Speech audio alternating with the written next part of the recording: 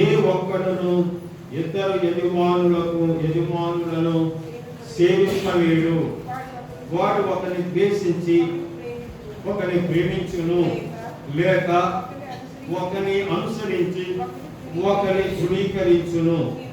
మీరు దేవునిని సిరిని సేవింపలేరని చెప్పాను. ప్రార్థన చేసుకున్నాండి. కళ్ళు మూసుకోండి, తలవంచండి, ప్రార్థన చేసుకుందాం. దయగలిగిన మా తండ్రి, పరిశుద్ధులైన ప్రభువా, మీ పరిశుద్ధమైన శ్రేష్టమైన నామాన్ని బట్టి కృతజ్ఞతాస్తుతులు చెల్లిస్తున్నాం. ప్రభువా, నాని చాలా కాలం తర్వాత మరలా కష్టకాలంలో, ఆపత్కాలంలో తన సావు బ్రతుకుల మధ్య కరోనా వైరస్ సోకి నాయన హాస్పిటల్లో నాయన పడి ఉన్న స్థితిలో దేవుడు ఆయన నేను జ్ఞాపకం చేసుకుని, మిమ్మల్ని బట్టి నీ సేవకుడనైన నన్ను జ్ఞాపకం చేసుకుని ఆయన అభ్యర్థించిన ఆ కన్నీళ్లతో అభ్యర్థించిన ఆ విధానం మీరు ఎరుగుదల నీతో తిరిగితే నీవు మాతో తిరుగుతావు నాయన. నేను యోగ్యుడని కాదు, నేను నాయన యథార్థవంతుడని కాదు, నీతివంతుడని కాదు, కానీ ఇదిగో నా ప్రార్థన మీరు వింటానని వాగ్దానం చేసిన ప్రకారంగా ఆయన కొరకే నేను మొదలుపెట్టిన అనేకుల కొరకే నేను చేసిన ప్రార్థన మీరు ఆలోచించి అంగీకరించి మీరు జవాబు దయచేస్తున్నారు నాయన. ఆ వారి భావనలు ఇంకా సంపూర్ణమైన ఆరోగ్యం ఉన్నది. దేహంలో ఏ బలహీనత ఏ అవయవంలో ఉందో మీరు ఎరిగిన దేవుడు కనుక దాన్ని మీరు పుట్టండి, ఆ బలహీనతను గర్తించండి. చక్కగా నాయన ఆరోగ్యవంతులుగా గృహానికి వచ్చి మీ మందిరంలోకి నేను చెప్పినట్టుగా మరి వారు చెప్పిన దాన్ని బట్టి నీ సంఘానికి సాక్ష్యం ఇచ్చారు. వారు వచ్చి కుటుంబం అంతా యథావిధిగా మీరు కొనసాగి ఎండిన దానిలో స్వీకరించేవాడు కనుక నాయన అలాగున్న వారు మరలా స్వీకరించినట్టుగా వారిని సన్నిధిలో సహాయం చేయండి, బలపరచండి. సమస్త మహిమ ఘనత ప్రభావాలు మీకు దినాన్ని మీరు మాకు మాట్లాడమని యేసు నామములో ప్రార్థించి వేడుకొనుచున్నాము తండ్రి, ఆమేన్. హల్లెలూయా. ధనమా దేవుడా, అది మన యొక్క సబ్జెక్ట్. ధనమా దేవుడా అంటే ఇది కొంచెం మరి లైట్గా ఉంటుంది, కొంచెం హార్డ్గా కూడా ఉంటుంది. ఈరోజు అంతా లైట్గా ఉంటుంది, వచ్చే వారం హార్డ్గా ఉంటుంది మెసేజ్. అదంటే హార్డ్ ఏం కాదు. యేసుప్రభు అన్నారు కదా, నీ మాటలు కఠినంగా ఉన్నాయి, ధనవంతుడు దేవుని రాజ్యంలో ప్రవేశించడం కంటే ఒంటే సూది గంధంలో దూరడం సులభం అంటే, అలాగైతే ఎవరు వెళ్తారు పరలోకం అన్నాడు. నీ మాటలు చాలా కఠినంగా ఉన్నాయంటే, కఠినంగా ఉన్నాయి, కానీ పరలోకం వెళ్ళడానికి నిర్ణయించబడిన వారు ఉన్నారు, వాళ్ళు వెళ్తారు. ఇదంతా పుట్టే గారికి ఇల్లిపోయేది అన్నట్టుగా ఆ రోజున శిష్యులతో చెప్పాడు. ఈరోజు నేను ధనం విషయమే చెప్పే మెసేజ్ చాలా లైట్గా ఉంటుంది, కానీ వచ్చేవారు నేను చెప్పే మెసేజ్ కొంచెం మీకు కఠినంగా అనిపించవచ్చు, కానీ నేను బైబిలే చెప్తాను. నేను ఇప్పుడు ఈ బైబిల్లో లేనిది, బైబిల్లో మరి నా సొంత మాటలు కానీ ఇప్పుడు నేను చెప్పడం నాకు ఇంతవరకు తెలియదు.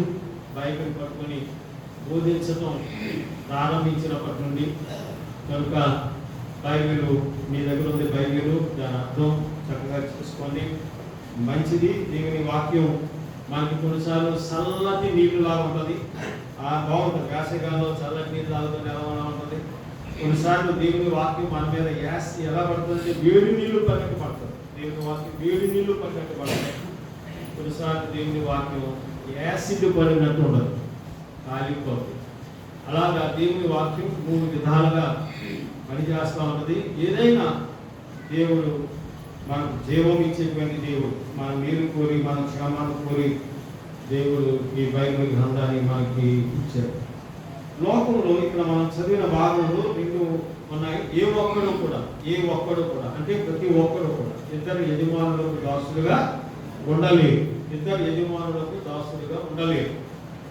యజమానులు అన్నాడు. ఇద్దరు యజమానులు అంటే ఒకరు దేవుడు, రెండోది సిరి అంటే డబ్బు. అక్కడే ఉంది కదండి. ఏ ఒక్కడు ఇద్దరు యజమానులను సేవింపలేరు అంటే ఆరాధించలేరు. వాడు ఒకరిని సేవించి ద్వేషించి ఒకరిని ప్రేమించును, ఒకరిని అనుసరించి ఒకరిని ధృవీకరించును. మీరు దేవుని సిరిని అంటే దేవుని డబ్బును మీరు ఆరాధించలేరు. అయితే దేవుడితోనైనా ఉండాలి, లేకపోతే డబ్బుతోనైనా ఉండాలి. ఇటు దేవుడు డబ్బు రెండు కుదరవు. అంటే అది దేవుడైనా యజమానుడిగా చేసుకోవాలి, లేకపోతే డబ్బునైనా మీరు యజమానుడిగా చేసుకోవాలి. అంతేగాని దేవుడు డబ్బు ఇద్దరు యజమానులు ఏమండి.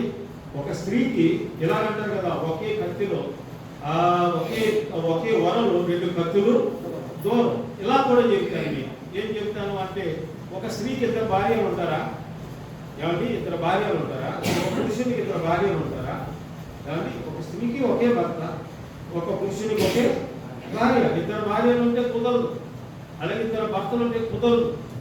అలాగా మనకి యజమానుడు, దేవుడైనా యజమానుడై ఉండాలి.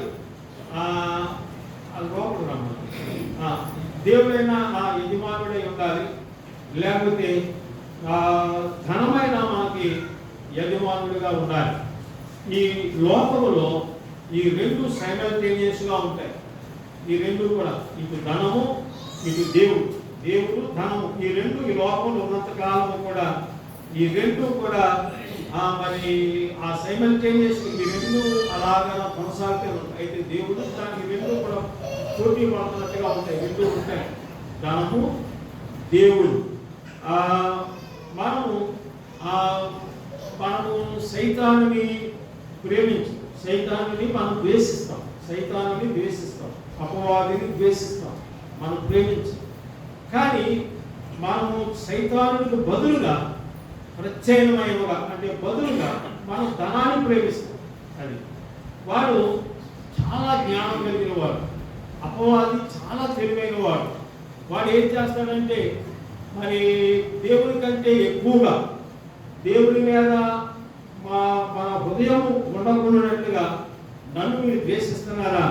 అయితే చూడండి, దేవునికి ప్రత్యేకమైనగా, దేవునికి బదులుగా మిమ్మల్ని ఆ ధనాన్ని ప్రేమించేటట్టుగా నేను చేస్తాను అని సాతానుడు ఏం చేశాడంటే, ధనాన్ని ప్రేమించేటట్టుగా సాతానుడు మరి ఆ మనుషులను అలాగునా చేస్తూ ఉన్నాడు, ధనాన్ని ప్రేమించేటట్టుగా చేస్తున్నాడు. కనుక ప్రత్యేకమైనగా మనము ఆ ధనాన్ని సేవిస్తూ ఉంటాం. అయితే ఎప్పుడైతే మనం ధనాన్ని ప్రేమిస్తామో ఆ ధనము మన మీద పట్టు కలిగి ఉంటుంది. అదేంటే మన మీద పట్టు సాధిస్తుంది, ఆ ధనమే మన మీద పట్టు సాధిస్తుంది. తర్వాత మనం ఏ గురి కలిగి ఉంటామంటే, ఎలాగైనా డబ్బు సంపాదించాలి. అది నేనంటే డబ్బు సంపాదించండి, కానీ మంచి పనులు చేసి డబ్బు సంపాదించండి. అంతేగాని న్యాయ వ్యతిరేక్తముగా పనులు చేసి డబ్బు సంపాదించదు. ఎవరి వేశ్యలు డబ్బులు సంపాదించట్లేదా? మరి ఆ సంపాదన మీద దేవుని ఆశీర్వాదం ఉంటుందా? వడ్డీ వ్యాపారాలు చేసి ధనాన్ని సంపాదించట్లేదా? ఆ ధనం మీద దేవుని ఆశీర్వాదం ఉంటుందా? లంచాలు తీసుకుని ధనాన్ని సంపాదించట్లేదా? ఆ ధనం మీద దేవుని ఆశీర్వాదం ఉంటుందా? వరకట్నాలు అంటే వివాహ సమయంలో మరి కట్నాలు తీసుకుని మరి డబ్బు సంపాదించట్లేదా? అలాంటి డబ్బు మీద దేవుని ఆశీర్వాదం ఉంటుందా? అంటే ఉండదు అని కూలంకషంగా మనం లంచాలు తీసుకున్న డబ్బు, వడ్డీ వ్యాపారం చేసి సంపాదించిన ధనము, వరకట్నం తీసుకుని కట్నాలు తీసుకుని సంపాదించినటువంటి ధనము, అలాగే దొంగతనం చేసి సంపాదించిన ధనము, అలాగే వ్యభిచారం చేసి సంపాదించినటువంటి ధనము, ఇలాగా న్యాయ వ్యతిరేకముగా అక్రమమైన మార్గములు నువ్వు ఏది సంపాదించినా దాని మీద నీకు దేవుని ఆశీర్వాదము ఉండదు. దేవుడు చూస్తున్నాడు. మన దగ్గర ఉన్నటువంటి వస్తువులు, మన దగ్గర ఉన్నటువంటి ధనము, అది ఏ రూపంలో మన ఇంట్లోకి వచ్చింది, ఏ రూపంలో దాన్ని నువ్వు సంపాదించావు అనేది దేవుడికి తెలుసు. మనుషులకు తెలియదు, కానీ దేవుడికి తెలుసు. దేవుడు చూస్తున్నాడు. మొదటి సందేశంలో మనం విన్నాం, God knows everything God knows. దేవుడికి తెలియకుండా ఏది లేదు. దేవుడు ఏమన్నాడు? నువ్వు ధనం సంపాదించు. ఇప్పుడు సంపాదించకపోతే ఎప్పుడు సంపాదిస్తావు? నీకు బలం ఉంది, ఆయుష్ ఉంది, ఆరోగ్యం ఉంది, సంపాదించు. కానీ మరి ఆ అక్రమమైన ఆ కష్టార్జితమును దేవుడు దీవిస్తానన్నాడు. నరుల కష్టార్జితము, కష్టపడి ఏదైతే సంపాదించావో దాని మీద దేవుని ఆశీర్వాదం ఉంటుంది. న్యాయ వ్యతిరేకంగా అక్రమమైన మార్గంలో సంపాదించే ఏ పైసా మీద కూడా దేవుని ఆశీర్వాదం ఉండదు అనే విషయాన్ని దేవుని పక్షాన నేను మీకు, దేవుని ప్రజలైన మీకు జ్ఞాపకం చేస్తున్నాను. దేవుడు ఏం చెప్పాడు అంటే సామెతల గ్రంథము 23వ అధ్యాయము 4వ వచనంలో మనం ఒక మాట చదువుదాం. చూడండి, సామెతల గ్రంథం 23వ అధ్యాయము 4వ వచనాన్ని చదవండి. ఐశ్వర్యము పొంద ప్రయాసపడకము, నీకు అతి అభిప్రాయము కలిగినను దానిని విడిచిపెట్టుము. నీవు దాని మీద దృష్టి నిలుపున తోడనే అది లేకపోవును. నిశ్చయముగా అది రెక్కలు ధరించి ఎగిరిపోవును. పక్షిరాజు ఆకాశమునకు ఎగిరిపోవునట్లు అది ఎగిరిపోవును. గమనించండి, ఆ వాక్యాన్ని గమనించండి. మీ దగ్గర ఉన్నటువంటి బైబిల్లో చూడండి, నేను వారు వినండి. ఐశ్వర్యము పొందడానికి నువ్వు ప్రయాసపడదు. డబ్బు సంపాదించాలి, డబ్బు సంపాదించాలి, ఎలాగైనా డబ్బు సంపాదించాలి, ఎలాగైనా సరే డబ్బు సంపాదించాలి అంటే నువ్వు ఎన్నో పుత్తలలోకి వెళ్తావు, అక్రమమైన పనులు చేయవలసి వస్తుంది. కనుక నీవు డబ్బు సంపాదించాలి అనేటువంటి ఆ ప్రయాస పడద్దు. ఒకవేళ నీకు డబ్బు సంపాదించాలి అనే ఆశ నీలో పోతే అది ఆదిలోనే తుంచివేయి, ఆదిలోనే విడిచిపెట్టే. ఇలాంటి ఆశ నాకు వచ్చింది ఏంటి? అరే ఇది చెడ్డ ఆశ, అది మంచి ఆశ కాదు. అది కనుక నీవు దాని మీద దృష్టి నిలపొద్దు. అది తర్వాత నీ దగ్గర ఉండదు, ఆ తర్వాత ఎగిరిపోదు. అంటే నేను చెప్పాను కదా, ఎప్పుడైతే నువ్వు డబ్బు సంపాదించాలి అనే ఆశ పడ్డావో న్యాయమైన మార్గంలో ఎంత సంపాదిస్తావు? ఏమండి, నువ్వు అన్యాయంగానే సంపాదించాలి. అసలు నీ రాబడి ఎంత, నీ ఖర్చు ఎంత, నీకు వచ్చే రాబడి ఎంత, నీ ఖర్చు ఎంత, నువ్వు కట్టింది ఏంటి, నీకు ఒక సామాన్ ఏంటి. నేను ఒక ఇంటికి వెళ్ళాను, పాస్టమ్ గారు నేను వెళ్ళాం. వాళ్ళ మెయింటెనెన్స్ చూస్తే నిజంగా వీళ్ళు అక్రమం చేస్తున్నారని అనిపించింది. నేను పాస్టమ్ గారితో చెప్పాను, మేము అనుకున్నాం వాళ్ళ జీతం ఎంత, వాళ్ళకి వచ్చే నెలాదాయం ఎంత, వాళ్ళ ఖర్చు ఎంత, కరెంటు బిల్ ఎంత, వాళ్ళ మెయింటెనెన్స్ ఎంత. కానీ వాళ్ళు వేసుకునేటువంటి ఆ మెయింటెనెన్స్ చూస్తూ ఉంటుంటే వాళ్ళు ఏదో దొంగతనం చేస్తున్నారు వాళ్ళు పనిచేసే స్థలంలో. యజమానుడికి తెలియకుండా ఏదో కొంత ధనాన్ని దొంగిలిస్తున్నారు అని నాకు వెంటనే అర్థమయ్యింది. నా భార్యతో చెప్పాను ఆ మాట. ఇది సక్రమమైన సంపాదనలో ఉంటే అలాంటి మెయింటెనెన్స్ ఉండదు. దేర్ ఇస్ సంథింగ్ రాంగ్, ఏదో ఒక అక్కడ చెడు జరుగుతూ ఉందని. ఆ తర్వాత నాకు నిజంగానే తెలిసింది నాకు తెలిసింది ఆ విషయం. కనుక ఇవన్నీ దేవుడు లెక్కల్లోకి వస్తాయి, ఇవన్నీ దేవుడిలోకి వస్తాయి. అందుకే నేను కొన్ని మాటలు కఠినంగా ఉంటాయని చెప్పాను. వాస్తవం ఎప్పుడు చేదుగా ఉంటుంది కదండి, అబద్ధం ఎప్పుడు ఇదిగా ఉంటాయి. వచ్చేవారు ఇంకా కొంచెం కఠినంగా ఉంటాయి మాటలు. ముందే చెబుతున్నాను, మానేకి నుంచి ముందే చెబుతున్నాను. ఎందుకంటే చిన్నపిల్లలు ఇంకా వేరు, పెద్ద పిల్లలు అయినా మీరు మింగేటట్టుగానే నేను చెప్పడానికి మీకు అర్థమైన రీతిలో మీ క్షేమం కోసం నేను చెబుతాను. కనుక మరి అది దేవుడు అంటారు. ఒకవేళ నువ్వు ధనం సంపాదించాలి, ఆడు సంపాదించలేదా, వీడు సంపాదించలేదా అంటే వద్దు. గుడిని చూసి నక్క వాతలు ఎత్తుకుంటే నక్కేమవుద్ది, చచ్చిపోద్ది. వాడు సంపాదించలేదు, వీడు సంపాదించలేదా అని వాళ్ళ వైపు వీళ్ళ వైపు చూడకండి. నీ మొత్తం నువ్వు దేవుడి బిడ్డవి, లోకంలో నుండి దేవుడు వేరు చేశాడు. నీ చేతికి సత్య గ్రంథమైన బైబిల్ గ్రంథం దేవుడు నీకు ఇచ్చాడు. బైబిల్ ఇచ్చాడు నీకు దేవుడు. ఏది అనుసరించాలో, ఏది అనుసరించకూడదో, ఏది రమ్యమైనదో, ఏది ఖ్యాతి గలదో దేవుడు చెప్పాడు. నీ చేతికి ఇచ్చాడు. నువ్వు చదువు, దాన్ని పాటించు. నువ్వు వారికంటే బాగుంటావు. హల్లెలూయా, వారికంటే బాగుంటావు. ఎందుకంటే ధనంతో సంపాదించలేనివి కొన్ని ఉన్నాయి, ధనము డబ్బుతో సంపాదించలేనివి కొన్ని ఉన్నాయి. కానీ నీ దగ్గర డబ్బు లేకపోయినా నువ్వు దేవుడితో ఉన్నప్పుడు మరి అవన్నీ నీకు ఉంటాయి, వారికి ఉండవు. ఎవరికి వారికి బిల్డింగ్ ఉండొచ్చినట్టుగా నీకు ఉండకపోవచ్చు, వారికి అంత పెద్ద కారు ఉన్నట్టుగా నీకు అంత పెద్ద కారు లేకపోవచ్చు, వాడు అంత మెయింటెనెన్స్ ఉన్నట్టుగా నీకు లేకపోవచ్చు. కానీ నీకు శాంతి ఉంటుంది మనసులో, వాడికి అది ఉండదు. డబ్బుతో శాంతిని కొనలేవు, సమాధానాన్ని కొనలేవు. తర్వాత డబ్బుతో బలంని కొనలేవు, నీ ఆరోగ్యాన్ని కొనుక్కోలేవు. పెద్ద పెద్ద హాస్పిటల్కి వెళ్ళవచ్చు, నీ దగ్గర డబ్బు ఉంది కదా అని. డబ్బు ఉంది కదా హాస్పిటల్కి వెళ్తావు, డాక్టర్ కూడా ట్రీట్మెంట్ చేస్తారు. కానీ ఎస్పి బాలసుబ్రహ్మణ్యం గారు చనిపోయినప్పుడు నేను ఒక డాక్టర్ గారిని కలిసినప్పుడు, ఆ బాలసుబ్రహ్మణ్యం చచ్చిపోయాడు కదా అన్నాడు. ఆయన కొంచెం జోక్గా మాట్లాడతారు. నేను అన్నాను, డాక్టర్లు అర్థం చేసి ఉంటారు అన్నాను. నేను ఆయనకి ఆ డాక్టర్ గారితో అన్నాను, డాక్టర్లే చేసి ఉంటారంటే పని, ఎందుకంటే బాగా డబ్బులు వస్తాయి కదా, ఏదో కిలుకుంటారు ఆయన అన్నాను. ఆయన ఆరోగ్యాన్ని కదా అది తగ్గిపోయేదే, కానీ కిలుకుంటారు దాన్ని. అందుకని ఆయన ఏం మాట్లాడలేదు దాన్ని, ఆయన దానికి ఏం మాట్లాడలేదు. డాక్టర్లు కిలుకుంటారు, అందుకే ఆయన అలా అయిపోయింది, కోపం అయిపోయాడు అన్నాను.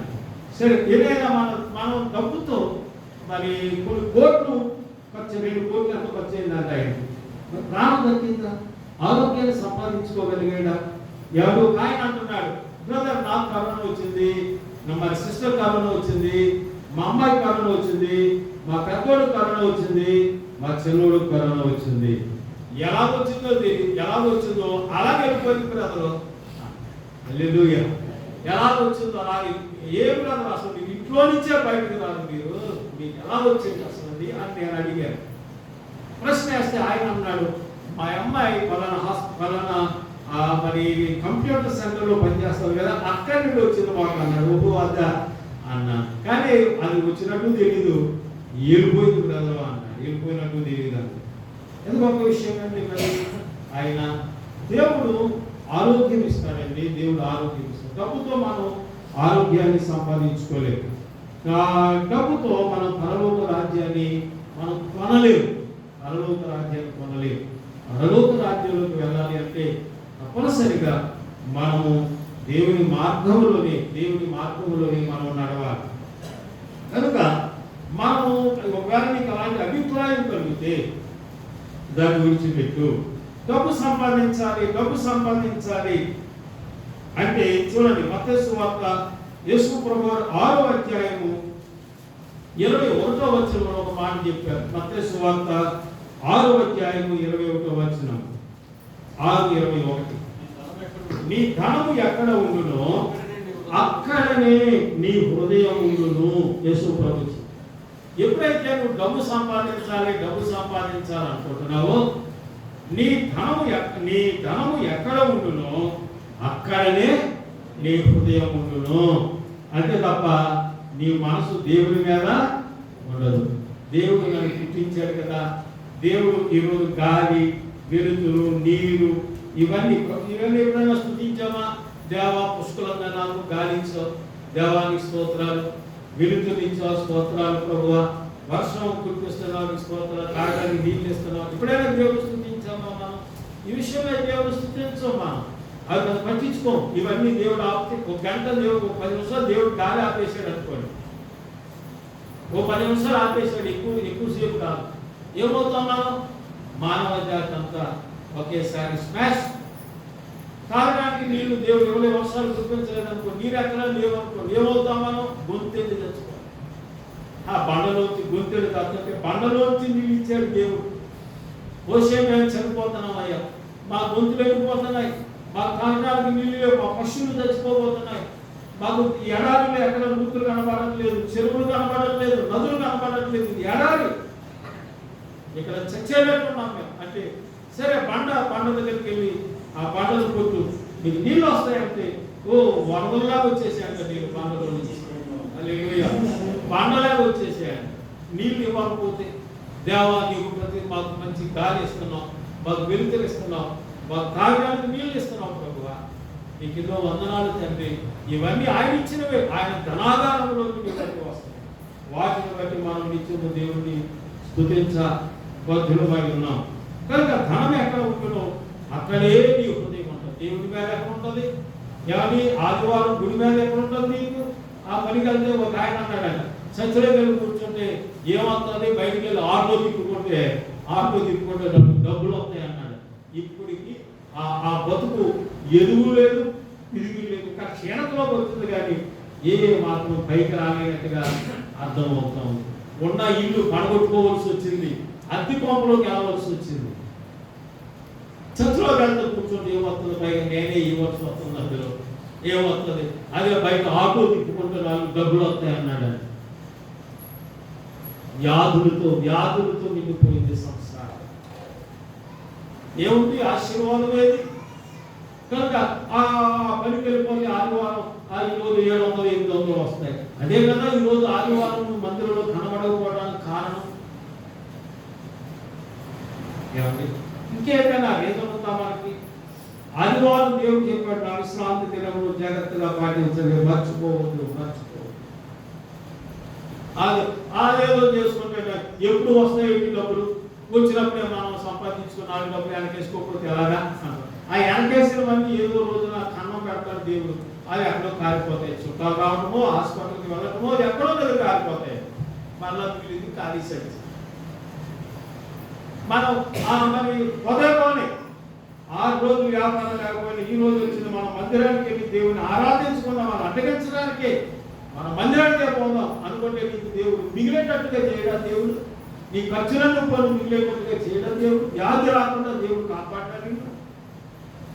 కానీ అవే ఆ మనసు రాదు. మనకి ధనం మీద ఉంది మనసు, ధనం మీద ఉంది కనుక అది లేకపోతే ఎలాగండి, డబ్బు లేకపోతే ఎలాగా? నాకు ఇప్పుడే సంపాదించుకోవాలి, వారం అంతా లేదు, ఈ రోజు వచ్చింది, వారం అంతా కూలి పని లేదు, ఈ ఆదివారం వచ్చింది, ఈ రోజు పని ఎలా పోతే ఏం తింటాం, అసలే గింజు అవుతున్నాం అని ఆగిపోతున్నాం. అక్కడ ఆగిపోతున్నాం, అక్కడ స్ట్రక్ అయిపోతున్నాం చాలా మంది. అరే ఇన్ని వారం రోజులు లేని పని ఈ రోజు వచ్చింది, పోయి పని అవసరం లేదు, నాకు నేను మందిరానికి వెళ్తాను, నేను నాకు భార్య పిల్లల్ని తీసుకుని పదన మందిరానికి వెళ్తానంటే దేవుడు నేను మిగిలినటువంటి 6 దినాలు పోషించలేదా దేవుడు మనల్ని? మన తలంపుల కంటే దేవుడి తలంపులు గొప్పవండి. నువ్వు ఎంత పైకి రావాలనుకున్నా నువ్వు అనుకున్న దానికంటే దిగువనే ఉంటావు, కానీ అంతకంటే పైకి వెళ్ళలేవు. కానీ దేవుడికి మనం అప్పగించుకుంటే నువ్వు ఊహించలేనంత ఎత్తుకి దేవుడి పైకి ఎత్తుతాడు. హల్లెలూయా. ఎత్తుకి, ఎందుకంటే మన తలంపుల కంటే దేవుడి తలంపులు ఉన్నతమైనవి. మేము ఎంతమంది తెలుసారు ఆదివారం లెక్కేసుకున్నాం. అది బుధవారం రావద్దని కాదు, అది దేవుని యొక్క సన్నిధికి. ఆది సంఘం ప్రతి దినము ఇంటిగా కూడుకునేవారు. మనం ఆదివారం క్రైస్తవులుగానే ఉండకూడదు. ఆదివారం అంటారు కనుక బుధవారం అనేది తప్పనిసరిగా మనం ప్రార్థన కూడుకులు కనుక మనం ఆగిపోకూడదు. అమెరికాలో సర్వే చేశారు. దీని ముందు ఓ మాట చెప్తాను. రాబర్ట్ హాల్ అనేటువంటి ఒక దైవజనుడు ఒకరోజు ఈ ధనం మీద దేవుడి వాక్యం చెబుతున్నాడు. ధనం మీద దేవుడి వాక్యం చెబుతుంటే ప్రసంగం అయిపోయిన తర్వాత ఆయన ప్రసంగ వేదిక దిగి వచ్చిన తర్వాత ఒక యమనస్తుడు వచ్చి డబ్బు లేకపోతే ఎలాగండి, మీరు డబ్బు మీద అంతా ప్రసంగం చేశారు, డబ్బు లేకపోతే ఎలాగా, మరి దేనికైనా డబ్బు అవసరమే కదా అని ఆయన అడిగితే ఆయన అన్నాడు, డబ్బు ఉండొద్దు అని నేను అనలేదు, ఎందుకంటే డబ్బు అవసరం. మనం ఈ లోకంలో ఉన్నంత కాలం కూడా డబ్బుతో మనకి పనులు ఉంటాయి. డబ్బు లేకుండా మనం బ్రతకలేదు. అదే డబ్బు ఉండాలి. మనం బట్టలు కొనుక్కోవాలన్నా, ఏమని ఏం చేయాలన్నా మనకి డబ్బు ఉండాలి. మనం ఇల్లు కట్టుకోవాలన్నా, ఏ వస్తువు కొనాలన్నా, దేనికైనా డబ్బు ఉండాలి. ఈ లోకంలో ఉన్నంత కాలం డబ్బుతో మనకి పనులు ఉంటాయి. డబ్బు లేకుండా మనం జీవించలేదు. డబ్బు అవసరమే. నేను డబ్బు అవసరం లేదు అనట్లేదు, కానీ డబ్బును ప్రేమించొద్దని చెబుతున్నారని చెప్పారు. డబ్బును having money is not sin. మనం ధనాన్ని కలిగి ఉండటం అది పాపం కాదు. నీకంతా నేను చెప్పాను కదా ముందు, న్యాయమైన రీతిలో దానికి మాటలు ట్విస్టింగ్ ఉండకూడదు, యథార్థంగా చెప్పాలి మాటలు. కనుక అలాగా ఇష్టమైతే నీకు ఇస్తారో లేకపోతే లేదు, ఇక లేకపోతే దేవుడు మరో చోట ఇస్తారు అనుకోవాలి. కనుక మాటలు ట్విస్ట్ చేస్తూ ఉంటారు, అలా చేయకూడదు మనం. కనుక ధనం అవసరమే. మనకి ధనాన్ని ప్రేమించొద్దు. Having money is not sin. డబ్బులు కలిగి ఉండటం పాపం కాదు, కానీ డబ్బులు ప్రేమించటం పాపం. అది నేను చెప్పానని చెప్పాను.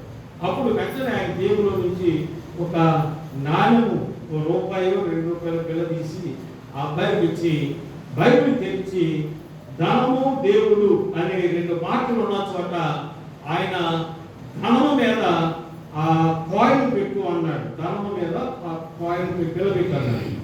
పిల్లబెట్టి అంటే ఆ యవనస్తుడు ధనము ఉన్న చోట రాసు దేవుడు ధనము అని రాసున్న చోట ధనం మీద ఆ రూపాయలు నిలబెట్టాడు. ఇప్పుడు నీకు ఎవరు కనబడుతున్నారు అన్నాడు. అంటే దేవుడు కనబడుతున్నాడు అన్నాడు. హల్లెలూయా. దేవుడు కనబడుతున్నాడు అన్నాడు. సరే, ఇప్పుడు దేవుడి మీద పెట్టు ఆ పిల్ల అన్నాడు. దేవుడి మీద పెట్టాడు. ఇప్పుడు నీకు ఎవరు కనబడుతున్నారు అన్నాడు. ధనం కనబడుతుంది, దేవుడు కనబడట్లేదు అన్నాడు. ఎవరు కనబడుతున్నారు?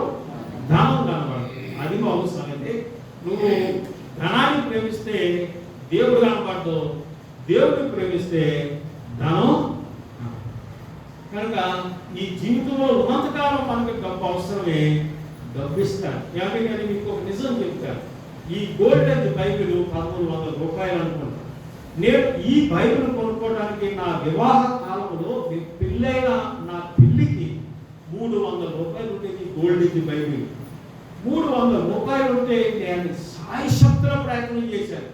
ఎలాగైనా సరే గోల్డెన్ బైబిల్ కొనుక్కోవాలి నా పెళ్లికి, ఎలాగైనా సరే గోల్డెన్ బైబిల్ కొనుక్కోవాలి నా పెళ్లికి అని చాలా ప్రయత్నం చేశాను. కానీ ఆ రోజుల్లో 300 రూపాయలు పెట్టి కొనుక్కోలేకపోయిన నేను ఈ రోజున 1300 రూపాయలు పెట్టి కొనుక్కోగలుగుతున్నాను.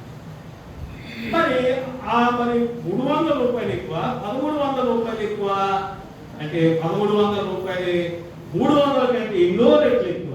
300 రూపాయలు పెట్టి కొనలేని నేను 1300 రూపాయలు పెట్టి ఎలా కొనగలిగాను? దేవుడు ఇవ్వబట్టే కదా, దేవుడు ఆశీర్వదించబట్టే కదా. హల్లెలూయా. కనుక దేవుడు అంటే డబ్బు అంటున్నాడు, డబ్బు అంటున్నాడు. నేను ముందే చెప్పాను, డబ్బు లేకుండా మనం ఈ లోకంలో బ్రతకలేదు.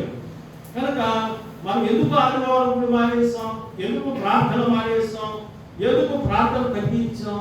ఆ ధన సంపాదనలో పని, ధన సంపాదనలో పని. అంటే దేవుడు కంటే ఎక్కువగా మనం యజమానులుగా ఎవరిని చేసుకున్నామంటే ధనము, డబ్బు యజమానులు. కనుక ఏ ఒక్కరు ఇద్దరు యజమానులకు దాసులుగా ఉండలేదు. అయితే నువ్వు దేవుని ప్రేమించు, లేకపోతే డబ్బును ప్రేమించు.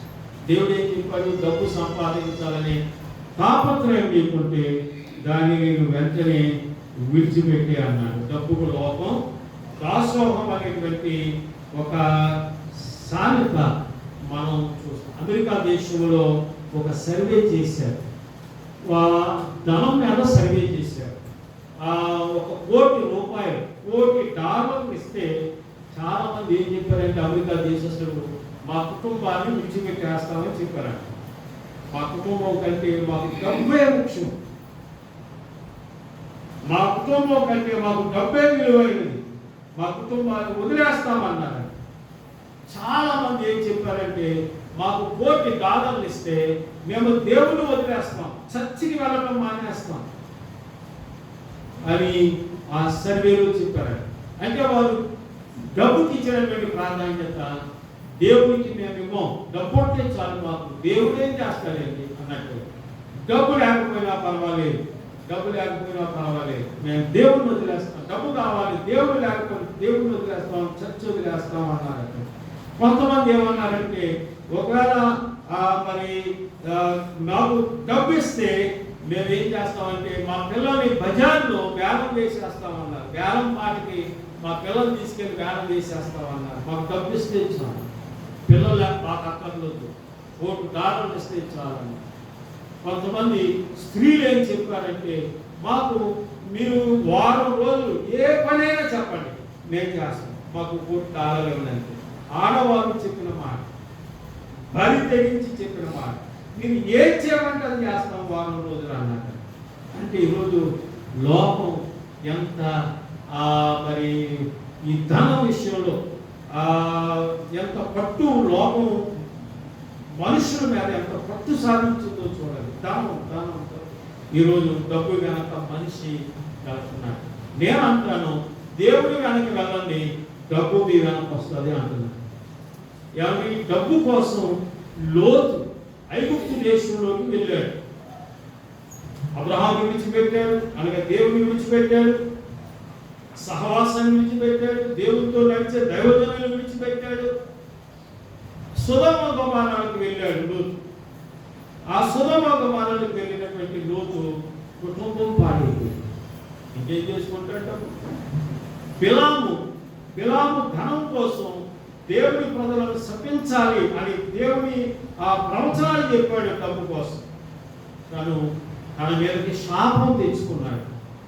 తర్వాత గెహాజీ అనేటువంటి ఆయన ధనము వెంట అదే నా యజమానుడికి అంత తప్పిస్తానంటే, అంత ధనం ఇస్తానంటే నా యజమానుడు వద్దన్నాడేంటి, ఎట్లో కాకున్నాడేంటి, ఎంత వెండి ఎంత బంగారం, అసలు ఎన్ని రోజులు సంపాదిస్తే మాకు సంపాదన వస్తుంది, వద్దన్నాడేంటి అని గెహాజీ మనసులో అనుకుని వాళ్ళు కొంత దూరం వెళ్ళిన తర్వాత యజమానుడి వైపు చూసి ఆయన లోపల ఉన్నాడు. కాలు నెమ్మదిగా గుళ్ళు గుళ్ళు అడుగులు వేసుకుని, చప్పుడు లేకుండా అడుగులు వేసుకుని పరిగెత్తాడు. ఆ వెనక అయ్యో నా యజమానుడు నాకు ధనం కావాలి, ధనం కోసం ఆశించి తనకి తన ఇంటి గారికి కుష్టి వ్యాధిని తెచ్చుకున్నాడు. డబ్బు అవసరమే, డబ్బు లేకుండా మనం దేనికైనా ధనం అవసరం, ఏది కావాలన్నా ధనం అవసరం. కానీ ధనం వెంట కలిగితే నీకు దేవుడు దూరం అవుతాడు. దేవుడి వెంట ఉంటే నీకు కావలసిన సమృద్ధి నీకే లోపం ఉండదు, నీకేది తక్కువ కాదు, నీకేది అవసరమో అది దేవుడు ఇస్తాడు. ఏది నీకు తక్కువ చేయదు.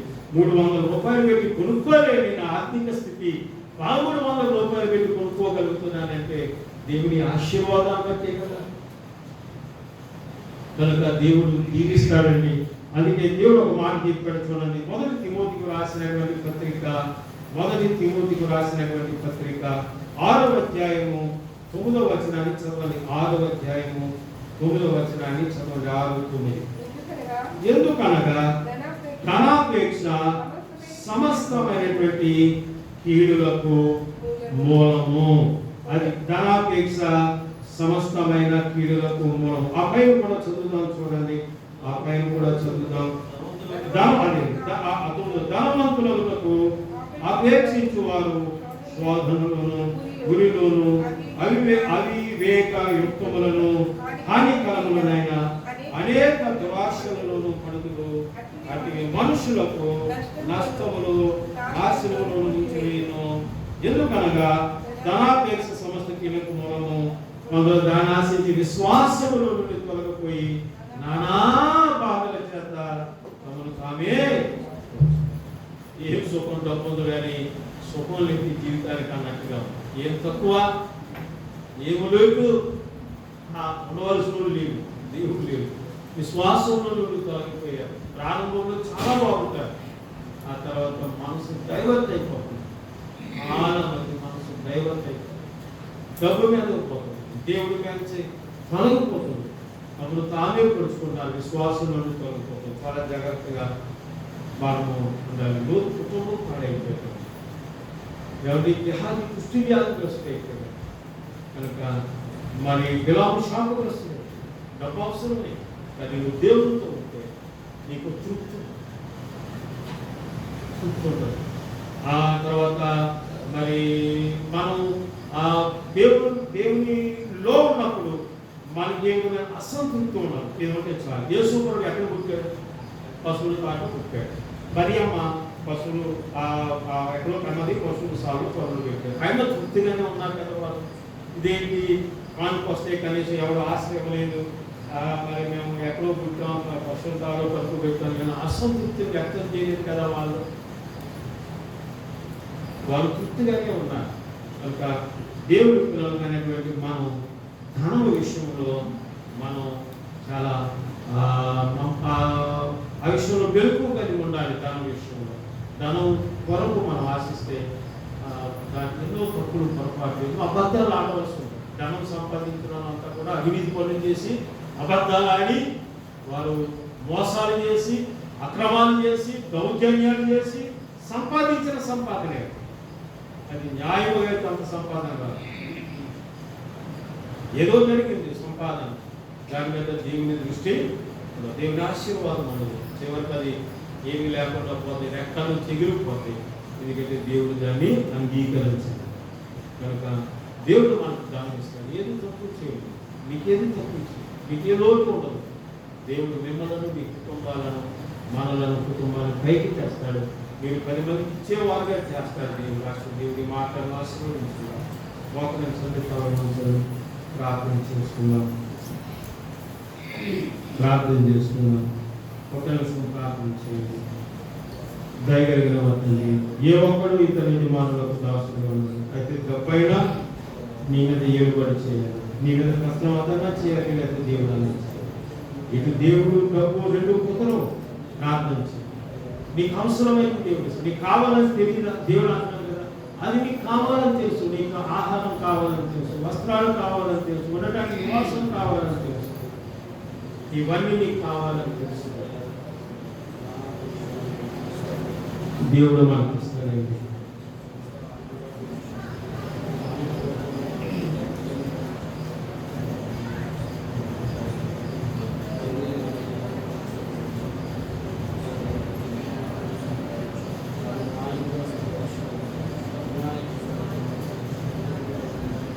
ప్రార్థించుదాం.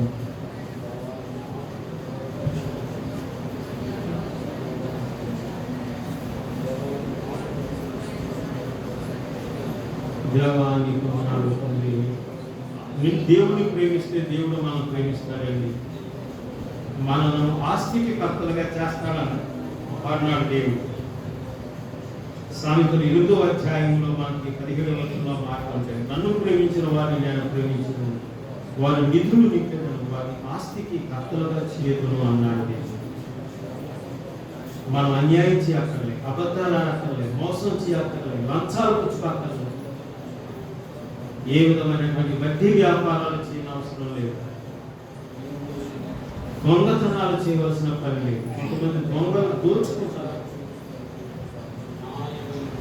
దేవుడు మనతో ఉంటాడు. దయగలిగిన మా తండ్రి, పరిశుద్ధులైన ప్రభువా, నీకు వందనాలు, స్తోత్రాలు. నాయన ధనం విషయంలో మీరు మమ్మల్ని తెలుస్తాను. లోకము ధనం వెంటబడుతుంది, డబ్బుకు లోకం దాసోహం అన్నట్టుగానే ప్రతి ఒక్కరూ ఏదో కొందరు తప్పిపోయారు అన్నట్టుగా ఎక్కువ మంది ఆ ధనానికి దాసులైపోయి దేవుడు ఆయన నిన్ను పోగొట్టుకొని దూరం అయిపోతున్న వారు ఉన్నారు. దయతో కనికరించండి తండ్రి, కనికరించండి. దేవుడు ఆయన నిన్ను ప్రేమిస్తే మమ్మల్ని ప్రేమిస్తాం. మాకు ఏది తక్కువ చేయను. ఆకాశవాకులు విప్పుతాం, పట్టడానికి విస్తారమైన దేవుడు మనసు. కానీ ధనం మీద ఆశ, నీ కట్టడను బట్టి, నీ ఆజ్ఞలను బట్టి మేము నీ సన్నిధికి రావాల్సిన దినం కూడా మేము పనిలోకి వెళ్ళిపోతున్నాం. ఈరోజు నాకు ఈ 10 రోజులు పని లేకపోయింది, ఈ రోజు పని వచ్చినా నేను వెళ్ళను, 10 రోజులు లేనైతే కానీ ఈ రోజు కూడా లేదనుకుంటాను అనే విశ్వాసంతో దేవుడు పైన నీ కొరకు నేను తీర్మానం చేసుకున్నాను. మమ్మల్ని ఎంత జీవిస్తాం, 10 మందికి పెట్టేవారుగా మమ్మల్ని ఆశీర్వదిస్తాం, 10 మందికి పంచేవారుగా, ధనాన్ని ఇచ్చేవారుగా మమ్మల్ని జీవిస్తామని అంత సమృద్ధి. నా గిన్నె నిండి పొర్లుతుంది, నా గిన్నె నిండిపోగా పొంగిపోయి పొర్లుపోతుంది. మన అవసరతలు తీరుకోగా ఇతరుల అవసరతలు తీర్చడానికి మనం సహాయం చేసేవారు మొత్తం. దేవానికి వందన. ఈ వాక్య సత్యాలను ఎరగక నాయన దేవుడు ఆయన నేను విడిచి ధనమును ప్రేమించి ధనము కొరకు నాయన పరిగెడుతున్న ప్రధానికాన్ని క్షమించండి. నీ నాయన మా ధనం ఎక్కడ ఉండడం అక్కడే మా మనసు ఉండదు, కానీ మా మనసు దేవుడు ఆయన నీ మీద ఉండాలని, నీతో ఉండాలి.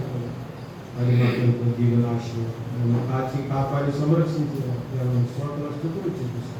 యేసుక్రీస్తు నామములో ప్రార్థించి వేడుకుంటున్నాను తండ్రి. ప్రభు పాత్రలో పాల్గొంటున్నారు.